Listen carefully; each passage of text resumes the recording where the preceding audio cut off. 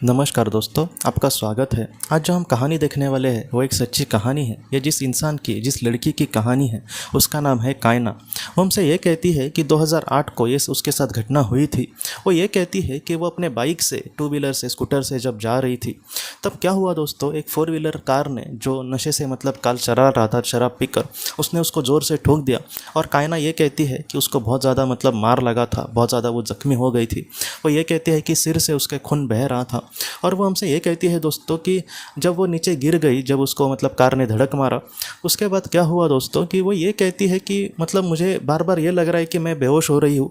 वो मन में कह रही है कि हे ईश्वर, मुझे मरना नहीं है, लेकिन जो दर्द हो रहा था वो उसको ज़रा भी सहन नहीं हो रहा था।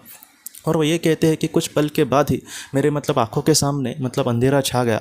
और जब उसको चेतना आई दोस्तों, जब उसको होश आया, तब वो ये कहते हैं कि बहुत ही सुंदर हरी भरी घास में मैं सोई थी और मुझे इतना अच्छा लग रहा था कि मैं आपको क्या बोलूँ। कुछ पल पहले मेरे सामने कितना दुख था और एक दो पल के बाद ही मैं यहाँ पर बहुत ही खुश थी। वो ये कहती है कि जहाँ पर वो हरे भरे घास में लेटी थी, वहाँ से जब वो उठी तब सामने एक चेयर पर दोस्तों, वहाँ पर वो ये कहती है कि वहाँ पर अपने एक आत्मा को उसने वहाँ पर देखा। कायना ये कहते हैं कि जब वो उसके करीब जाने की कोशिश कर रही है तो कोई एक ऐसी चीज़ उसको वहाँ पर जाने के लिए रोक रही थी। और वो जो आत्मा थी उसने जब उसको चेहरा दिखाने की कोशिश करी तब इसने उसको तुरंत पहचान लिया, वो उसके माँ की आत्मा थी। कायना ये कहती है कि 5 साल पहले उसने अपने माँ को खोया था। उसको खोने के बाद वो बहुत ही ज़्यादा दुखी हो गई थी और आज इस तरीके से उसको देखकर उसको बहुत ही खुशी मिली। कायना ये कहती है कि मैं उनके पास जाने की कोशिश कर रही थी, लेकिन उनकी जो माँ थी वो थोड़ी सी दूर थी उनसे, लेकिन फिर भी उनके माँ ने कायना को कुछ इस तरीके से शब्द कहे कि तुम्हें यहाँ पर फ़िलहाल आने की अनुमति नहीं है।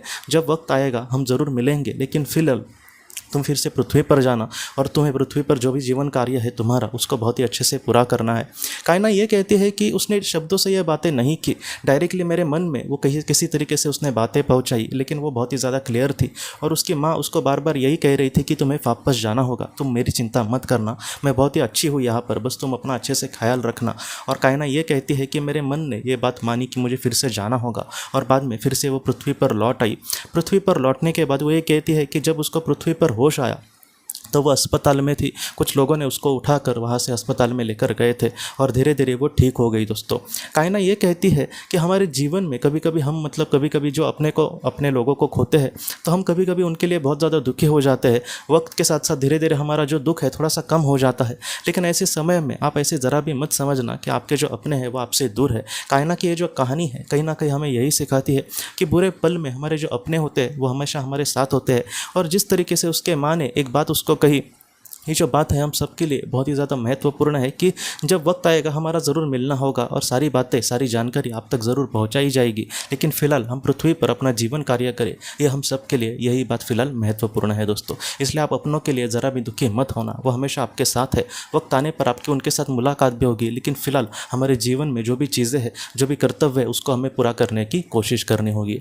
तो दोस्तों, हम अपने अगले वीडियो में मिलते हैं। आप अपने परिवार का ख्याल रखना। आपका बहुत बहुत धन्यवाद। जिंदगी की रोशनी ये एक कंसल्टेंसी है जो ऐसे लोगों को मदद करने की कोशिश करती है जिन्होंने किसी अपने को खोया है या फिर जो लोग अपने जीवन में बहुत ही ज़्यादा दुखी है। जो लोग इस संस्था के साथ जुड़ते हैं उन्हें पास्ट लाइफ रिग्रेशन की ऑडियोज़ भेजी जाएगी, जिससे घर बैठे वह पास्ट लाइफ रिग्रेशन का अभ्यास कर सकते हैं। और उन्हें 5 मेडिटेशन ध्यान की भी ऑडियोज़ भेजी जाएगी और इसके साथ साथ उन्हें PDF किताबें भेजी जाएंगी जो हिंदी और अंग्रेज़ी में है, जो मोबाइल पर या फिर लैपटॉप पर आप उसे पढ़ सकते हैं। और 10 ऑडियो बुक्स भी आपको भेजी जाएंगी।